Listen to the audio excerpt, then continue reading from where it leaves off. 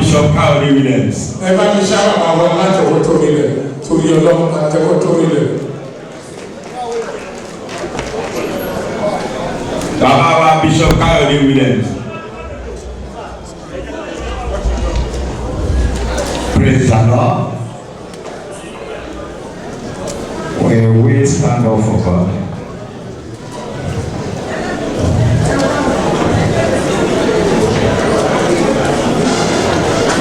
Father, we thank you for today. As we are here today because of your son, Aare Onakakanfo of Gani Adams. We are starting now for the program. Be with us in Jesus' name. As we are starting, we want everything to go segment be so in Jesus' name. Right from now, we hand over your son to you. That is not only a man for the whole Nigeria. Take control of this program in Jesus' name. When we do it finish, we want to go home finally. Be with us. Everybody that come here today to reach their destiny in the good way in Jesus' name. Thank you, O Lord. Thank you, Jesus. In Jesus' name we pray. Amen. Amen. Thank you. Put your hands together.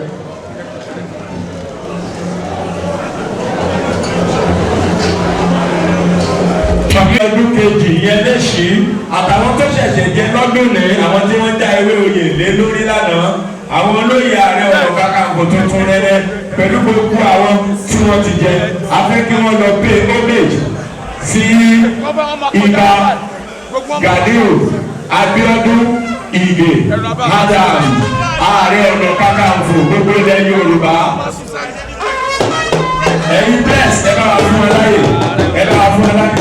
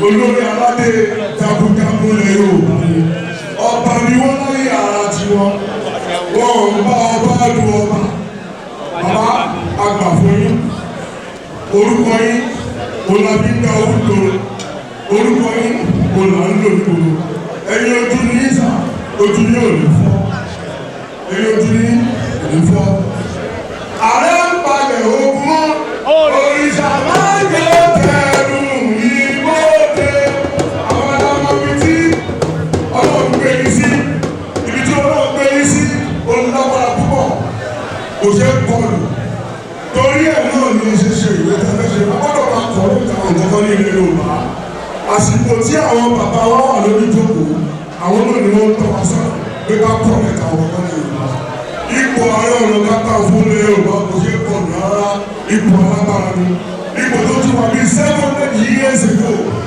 àwọn bá mi nígbà yẹn baálé ló wà láwọn orúkọ ẹ má mi lọ yẹn kábíyèsí o ṣùgbọ́n àwọn ọ̀sán tó ti lọ bá mi ẹ̀gbọ́n fún wa ààrẹ orí mi máa jẹ ṣàárẹ̀ ọ̀rọ̀ kakanfo ààrẹ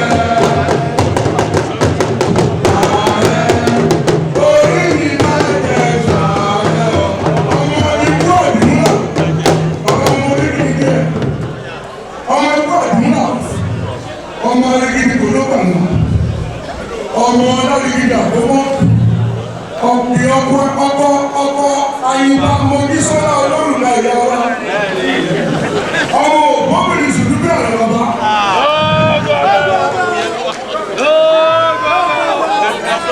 ọmọ lórí ìrírí sísì títí lórí mẹ́lẹ̀ yóò bá gbọ́pọ̀ ní agbálẹ̀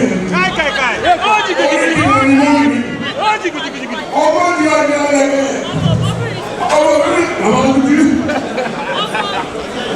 ọmọ ní kò bí bàyà àti bàyà ọmọdé ọmọ tó ọmọ bàbá kíkì ọmọ àtàpásílẹ̀ ọmọ jùwàjùwà yẹn ọmọ àkàrà níbi tó ọmọ lọ́jọ́ àrùn gidi ọmọ ayọ̀ nínú ọ̀tà ṣọ́rẹ̀ ọmọ àdàmú tí ń tẹ àwọn onílé tó ń tẹ àwọn àlejò ìdíkọ̀ bí ìdí ọ̀pọ̀lọpọ̀ ọmọ.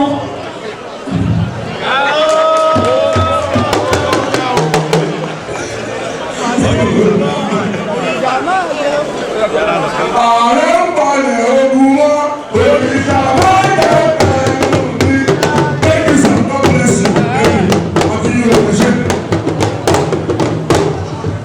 ààrẹ ń pè ẹ́ olóòtú ní fábífá fọrin bá rẹ̀ òfòrè ń kọ́ ọmọ onílù kan ìlú kan ọmọ onílù kan ìlú kan táàrẹ fáwọ́ ní bí èèyàn sí tó ń dún gbogbo mù nísàlẹ̀ ààrẹ ẹ̀ẹ́pẹ́ lórí àpèrè àwọn baba ńlá ayé o Ààrẹ Ọ̀nà Kakanfo ilẹ̀ Yorùbá lóògùn ọ̀fẹ́ o olórí ìyá ọmọ ìyá mi Ayinba Mojísọ́lá Olórùka màmá ojú òní tì í ojú kìí ti èrè ojú òní tì í Ààrẹ Ọ̀nà Kakanfo bàbá bíjà báwo bá kú iná ìdí ẹ̀ kìí kú àwùjọ òru ní tèmi àbẹ́jà ńlá bá ń lọ lómi àríwá omi kedere bàbá ẹ ò ní ṣubú láéláé o ẹ jẹ́ ká tẹ̀síwájú ní báyìí we are moving on to book presentation ìwé tí.